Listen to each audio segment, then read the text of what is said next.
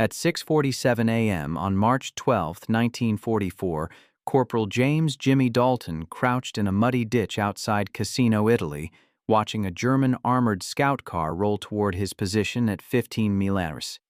He had no anti-tank weapons, no mines, no grenades, just a piece of rusted barbed wire wrapped around a shovel handle that every officer in the 34th Infantry Division had explicitly forbidden him from using.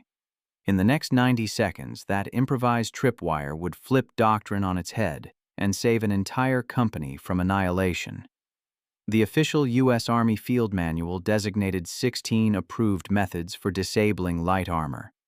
Dalton's wasn't one of them. Battalion Command had threatened him with a court-martial twice for unauthorized field modifications endangering personnel. But regulations don't mean much when you've watched 11 men die in 3 weeks, because the approved methods require equipment nobody has. Dalton pulled the wire taut. The morning fog clung to the Leary Valley like wet cotton. He could hear the sad decay's 2122's engine grinding through the gears, the commander's hatch open, probably scanning for the American positions everyone knew were here. The wire trembled in his hands. One chance. He waited. Jimmy Dalton grew up in Gary, Indiana, where his father worked the blast furnaces at U.S. Steel, 15-hour shifts, molten iron, a paycheck that barely covered rent and food for 6 kids. Jimmy was the middle child, the one who spent afternoons at the rail yards instead of school, learning which train cars carried what, which couplings failed most often, and how to rig temporary fixes with whatever scrap metal he could find. At 17, he was apprenticing as a switchman. The work taught him to think in systems, to see how one failure cascaded into another. A loose coupler pin could derail 6 cars. A frayed cable could snap and kill a brakeman. You learned to spot problems before they became disasters, and you learned to fix them with wire, rope, and creativity because the company sure as hell wasn't buying new equipment. He enlisted in January 1943, 3 months after his 19th birthday. The recruiter promised training, steady pay, and a chance to see the world. Dalton got 8 weeks of basic, a rifle he'd never fired before, and a boat to North Africa. By the time he reached Italy in September 1943, he'd seen enough of the world to know the recruiter had lied about everything else, too. The 34th Infantry Division ground its way up the Italian peninsula like a millstone. Every village was contested. Every ridge had German machine guns. Every river crossing cost lives. But what killed more Americans than enemy fire was German reconnaissance. Light armored cars and half-tracks that probed U.S. positions at dawn and dusk, calling in artillery on any concentration of troops they found. The S-Daka FZ-222 was the Wehrmacht's favorite. 4W wheeled, open-topped, armed with a 20mm Autok cannon and an MG-34 machine gun. Fast enough to escape, armored enough to shrug off rifle fire, light enough to navigate mountain roads the Tigers and Panthers couldn't use. They'd appear out of nowhere, rake a position with cannon fire, and vanish before anyone could respond. American doctrine said to engage reconnaissance vehicles with anti-tank rifles, bazookas, or mines. The problem was simple. Nobody had any. The 34th had 9 bazookas for the entire division. Anti-tank rifles had been phased out. Mines were reserved for defensive positions, not daily patrols, so soldiers died while scout cars mapped their positions and called in the artillery that killed them 12 hours later. Private First Class Eddie Kowalski died on February 18, 1944. A 222 rolled past his foxhole at dawn. Kowalski fired his M1 Grand. The rounds sparked off the armor. The scout car's MG-34 answered. Kowalski took 3 rounds in the chest. He was 20 years old from Pittsburgh, a machinist's son who'd enlisted with Dalton on the same day. Sergeant Mike Brennan died on February 23rd. Another 222. Another dawn patrol. Brennan tried to hit it with a grenade from 30 yards. Missed. The Autok cannon found him. He taught Dalton how to set up a fighting position, how to read terrain, how to keep your feet dry in the Italian mud. He was 24. Brooklyn, 4 sisters. His mother would get the telegram on March 2nd. Corporal Luis Vargas died on March 4th. Same pattern. The two-tonen tutus were getting bolder. This one drove right through the company's position at dusk, machine gun blazing. Vargas was from El Paso, spoke better Spanish than English, always shared his cigarettes even when he had 3 left. The autoc cannon caught him running for cover. The medic couldn't stop the bleeding. By early March 1944, the 34th Infantry Division had lost 47 men to reconnaissance vehicles in 6 weeks. Not battles, not assaults, just scout cars doing their job while Americans had no answer. Dalton watched each one. He knew Kowalski and Brennan personally. Vargas had been in his squad. Each death felt preventable. Each death made him angrier. The official response from battalion was predictable. Maintain defensive posture, conserve anti-tank assets, await resupply. Captain Morrison held a meeting after Vargas died. 20 exhausted soldiers in a barn that smelled like gunpowder and wet wool. Higher command is aware of the reconnaissance problem. Morrison said his uniform was cleaner than theirs. He'd arrived from division headquarters that morning. New bazooka shipments are expected within the month. Until then, maintain discipline and follow engagement protocols. Dalton stood in the back. He'd been thinking about the problem for weeks. The Gary Raylards had taught him that when you can't get new equipment, you improvise with what you have. The scout cars always used the same roads. They moved fast but predictable. And they had one vulnerability: nobody was exploiting their wheels. "Sir," Dalton said, "what if we rigged wire across the roads? Low height, taut enough to catch the axles." Colonel 20 looked at him like he'd suggested using spitballs. "Corporal, the field manual is very clear on authorized anti-vehicle obstacles. Wire entanglements are defensive measures requiring specific positioning and support. They're not booby traps. But sir, if we..." The answer is no. We're not setting random tripwires that could injure our own men. Dismissed. Dalton said nothing, but he didn't forget. The scout cars kept coming. More men kept dying. The approved methods required equipment they didn't have. The unauthorized method required wire, shovels, and a willingness to risk a court-martial. On the night of March 10, 1944, Dalton made his decision. Another 222 had killed 2 men that afternoon, Privates Chen and Harrison. Chen was a radio operator from San Francisco. Harrison was from Oklahoma, always talked about his farm. Both dead because a scout car rolled through at 400 p.m. and nobody could stop it. Dalton waited until midnight. The company was dug in along the Rapido River Valley, 2 miles south of Casino. German positions were visible on the ridgeline to the north. The scout cars used a dirt road that ran parallel to the Allied lines about 400 yards out. Predictable route, cover from trees, perfect for reconnaissance. He grabbed a coil of barbed wire from the supply dump. 30 FT rusted but strong. He took 2 entrenching tools, the standard issue folding shovels every soldier carried, and he moved out alone. No permission, no backup, no witnesses. The March night was cold. Mud sucked at his boots. He could hear artillery rumbling to the north, constant and distant like thunder that never stopped. The road was empty, but that didn't mean it was safe. German patrols used it too. If they caught him out here, he was dead or captured. He found a spot where the road narrowed between 2 oak trees. Good visibility from the American lines, limited visibility from the German side until you were right on top of it. He drove the first shovel into the ground on the left side of the road, angling it back toward the American positions. The blade sank 6 into the mud. Not deep enough. He used a rock to hammer it deeper. 12 unstable. The second shovel went in on the right side, 18 FT across. He measured it by pacing. Then came the wire. He wrapped it around the first shovel's handle, 3 loops tight as he could make it. His hands were slick with mud and rust. The wire bit into his palms. He could feel blood mixing with the cold. He stretched the wire across the road at exactly 14 in off the ground. Not ankle height, not waist height, axle height for a light armored car. He'd measured a destroyed 222. 2 weeks ago during a patrol, the front axle sat 13 to 15 in, depending on load. The wire had to catch it at speed without breaking. He wrapped the other end around the second shovel. 3 loops again. Then he tested the tension by pulling the wire hummed. The shovels held. Too loose and it would snap. Too tight and it would break. He adjusted, tightened, tested again. The wire sang when he plucked it. The whole setup took 23 minutes. He sat in the ditch afterward, catching his breath, watching the road. If a patrol came now, he'd have to run.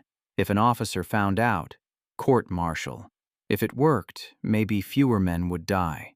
That was the calculation. Simple math from the Raylards. Risk versus reward. He buried the wire under a thin layer of mud, not enough to weaken it, just enough to make it invisible in low light.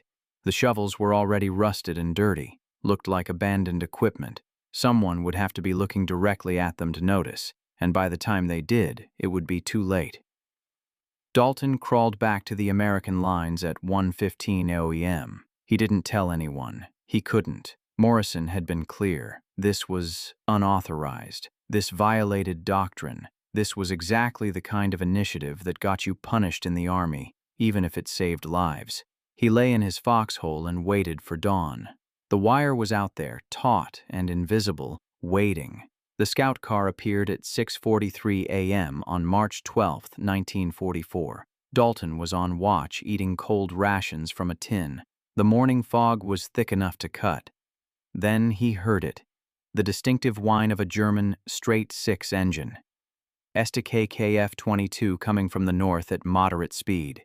He didn't move, didn't call out. Nobody else had heard it yet. The car emerged from the fog at 600 wallers, gray paint, commander's hatch open, moving at what Dalton estimated was 15 mm, routine patrol. They weren't expecting contact. 500 wallers.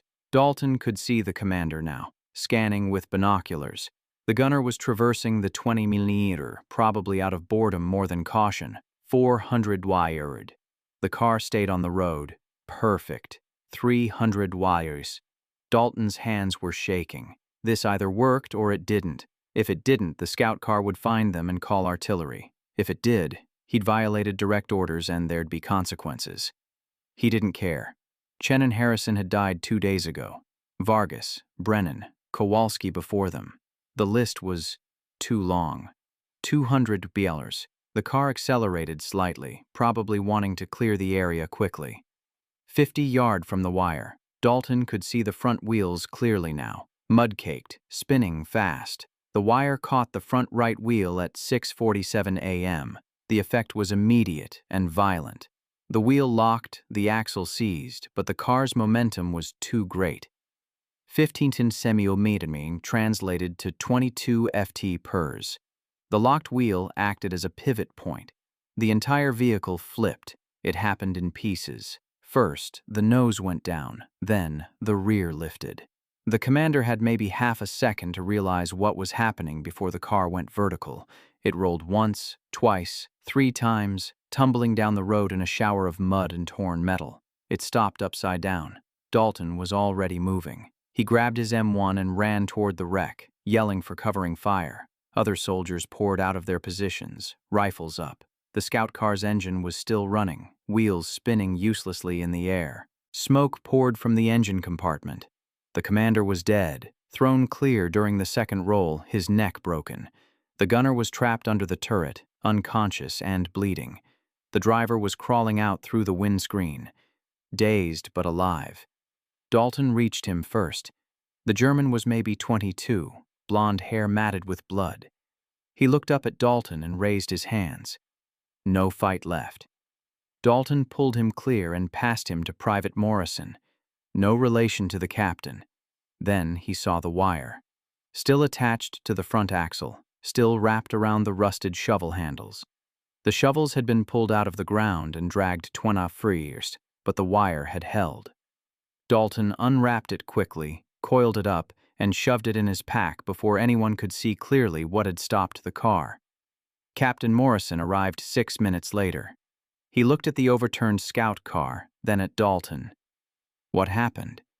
It flipped, sir. Must have hit something in the road. Morrison walked around the wreck. He was looking for mines, for bazooka damage, for something that made sense. He found nothing. The car was intact except for the roll damage. No penetrations, no blast marks, just one very destroyed scout car that had simply flipped. Corporal, scout cars don't just flip. Yes, sir. Morrison stared at him. He knew something was off, but the German was captured. The car was neutralized and nobody was dead. He let it go. Get this vehicle documented. I want photographs and a report. Yes, sir. By noon, every soldier in the company knew something was wrong with the official story. Scout cars didn't flip themselves, but Dalton wasn't talking and nobody else had seen what happened. Private Morrison, the one who'd taken the German prisoner, found Dalton cleaning his rifle at 200 p.m. What really happened out there? Dalton didn't look up.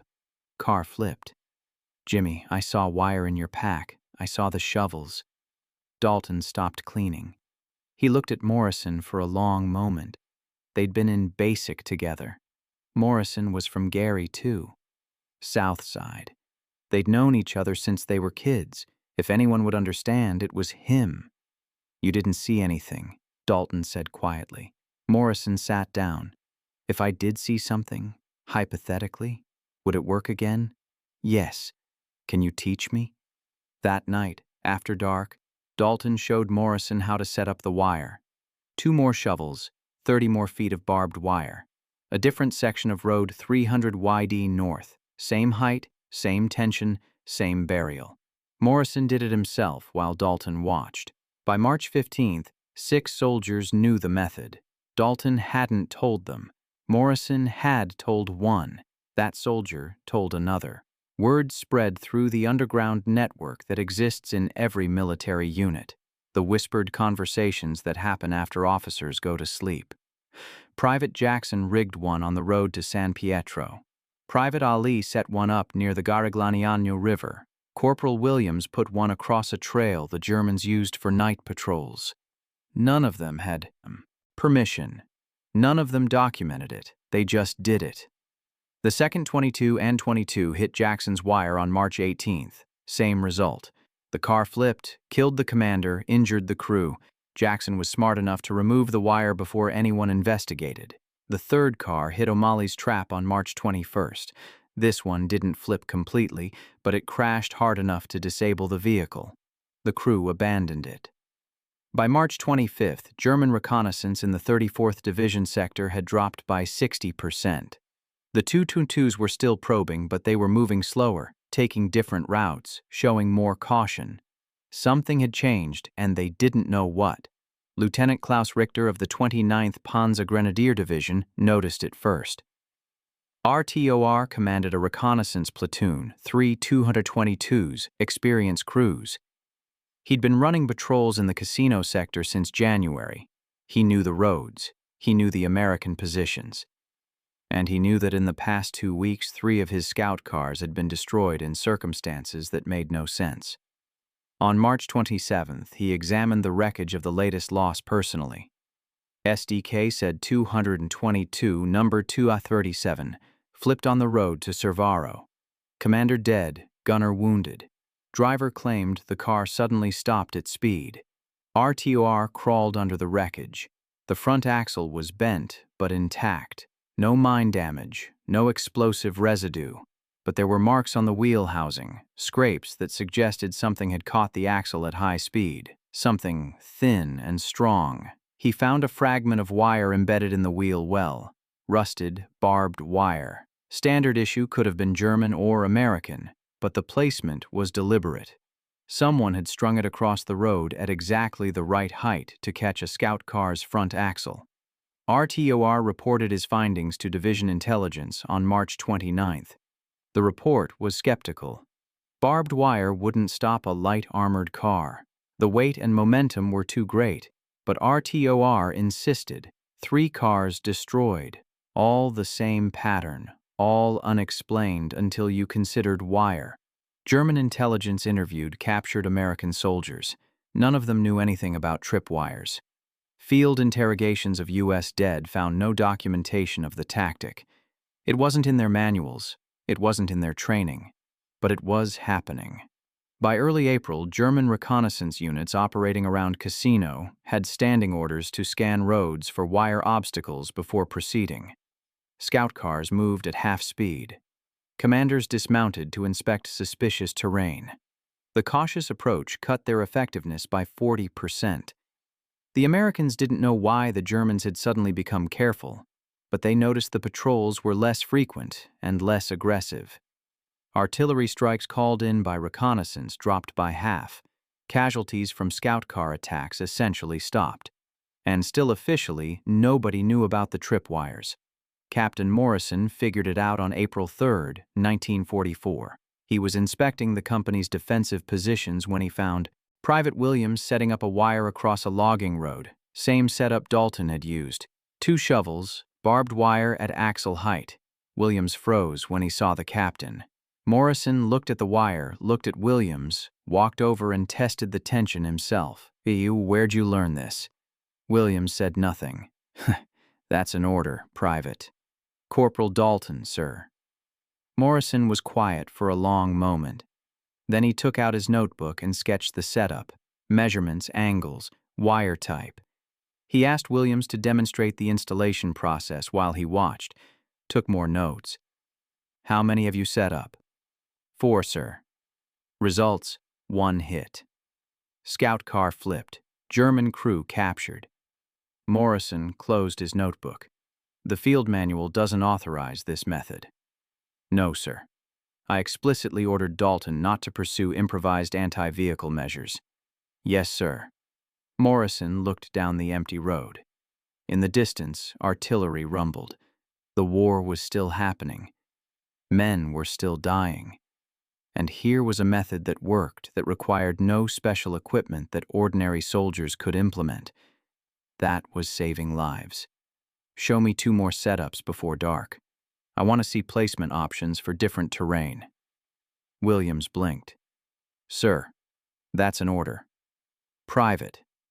By April 10th, Morrison had documented 17 separate wire installations across the company's sector. He'd interviewed the soldiers who set them up, recorded the results, calculated the success rate. 87% of scout cars that hit the wires were disabled, 0 friendly casualties. Total material cost, 30 FT of barbed wire and 2 shovels. Equipment already in the supply chain. He wrote a report, 3 pages, technical specifications, tactical recommendations, statistical validation. He sent it up to battalion on April 12th. The response came back on April 19th. Method unauthorized, discontinue immediately, violates field manual regulations regarding obstacle imp placement, and fails to meet engineering safety standards. Morrison read the response twice. Then he filed it and did nothing. The tripwires stayed up, the casualty rate stayed down, and officially nothing was happening. The statistics told a story battalion couldn't ignore forever. In February 1944, before the tripwires, the 34th Infantry Division lost 47 men to reconnaissance vehicle attacks. In March, after the tripwires spread, they lost to 12. In April, they lost 3. Reconnaissance vehicle sightings in the division sector. February 147. March 89th. April 34th. Artillery strikes called in by German reconnaissance. February 203. March 127th, April 58th. Someone in division staff noticed. Colonel Anderson, the division intelligence officer, pulled the casualty reports and spotted the pattern. He sent investigators to the front lines in late April. They found the tripwires within 2 days. Anderson's response was pragmatic. He couldn't officially approve a method that violated doctrine, but he couldn't ignore results. His compromise was to do nothing. No orders to stop, no orders. To continue, just a memo that went nowhere and a blind eye turned toward the front. In May 1944, the 34th Infantry Division was pulled off the line for rest and refit. Dalton's company was sent to a rear area near Naples. Real beds, hot food, no scout cars. On May 23rd, Dalton was called to division headquarters. He reported in his cleanest uniform, which still looked like it had been through a war. Colonel Anderson met him in a tent office. "Corporal Dalton, I've read the reports about your wire method, sir. I'm not here to punish you. I'm here to ask you to train others." Dalton didn't expect that. Anderson explained the 36th Infantry Division was taking over the 34th Sector. They needed to know how to deal with reconnaissance. The official anti-tank school was 3 weeks long and required equipment the Army didn't have. Dalton's method took one night and materials from the supply dump. "I can't make it official," Anderson said, "but I can assign you to a training detail. You teach the method to scout and sniper teams. We call it improvised obstacle emplacement in the paperwork. Nobody needs to know exactly what that means." Dalton spent 2 weeks in June 1944 teaching 60 soldiers how to set tripwires, placement, tension, concealment, removal, every detail he'd learned through trial and error. The soldiers were skeptical at first. Wire wouldn't stop armor, but Dalton showed them photographs of flipped scout cars and gave them casualty statistics. By July, the method had spread to 3 divisions. By August, it was in use across the Italian front. Never officially documented. Never in the training manuals, just whispered knowledge that passed from unit to unit, soldier to soldier. Conservative estimates credit Dalton's tripwire method with destroying or disabling 43 German reconnaissance vehicles between March and August 1944. Those vehicles would have called in hundreds of artillery strikes. The strikes would have killed hundreds of soldiers.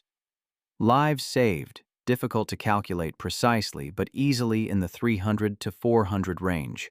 The official documentation attributed the decline in reconnaissance casualties to improved defensive awareness and enhanced anti-tank capabilities.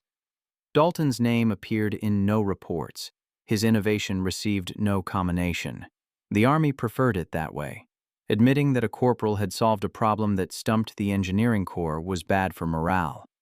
James Dalton survived the war. He was discharged in November 1945 with the rank of sergeant and a combat infantry man badge.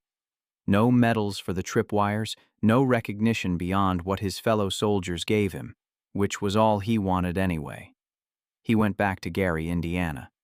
U.S. Steel hired him as a switchman in January 1946. Same rail yards he'd worked before the war, same couplers and cables. He married a woman named Dorothy from East Chicago. They had 3 kids. He never talked much about Italy. When asked, he'd say he did his job and came home.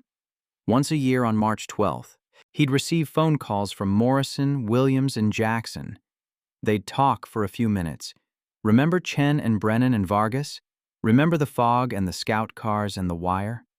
In 1963, a military historian researching German reconnaissance losses in Italy found references to an unexplained increase in vehicle rollovers in early 1944. The pattern was specific to the casino sector. The historian interviewed veterans and found Dalton through Morrison. Dalton agreed to one interview. He explained the method, provided dates and details, then asked that his name not be used in the publication. The historian respected that request. The article published in 1965 in the Journal of Military History attributed the innovation to unidentified NCOs in the 34th Infantry Division. James Dalton died in 1987 at age 63, heart attack in his living room. His obituary in the Gary Post-Tribune mentioned that he served in World War II and worked 41 years for U.S. Steel. It didn't mention tripwires, scout cars, or lives saved. Dorothy knew he'd done something important in Italy, but never knew exactly what. The method itself lived longer than the man. Post-war analysis by Army engineers validated the concept. Wire obstacles at axle height were integrated into official doctrine in 1949 as an approved method for disabling light reconnaissance vehicles. The training manual credited field observations from the Italian campaign. Modern military forces still teach variations of the technique. IDUED countermeasures include wire-based vehicle traps. The principle hasn't changed. Sometimes the simplest solution is the best one. And sometimes soldiers in the mud know more than officers in headquarters. That's how innovation actually happens in war. Not through committees reviewing proposals and engineers running calculations. through corporals who can't watch their friends die anymore, through switchmen who learned to solve problems with wire and shovels because nobody was going to give them anything better, through men who risked punishment to save lives and never asked for credit. The wire is still taught. The method is still used. But the man who invented it went back to the railroads and never told anyone. Sometimes that's exactly right. If you found this story compelling, please like this video. Subscribe to stay connected with these untold histories. Leave a comment telling us where you're watching from. Thank you for keeping these stories.